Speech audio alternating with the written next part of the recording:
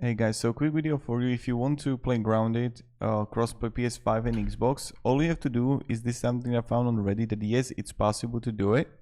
So in order to play crossplay with PS5, the PS5 user needs to sign into Microsoft account on their end in-game, and you both need each other's friend through the Microsoft account.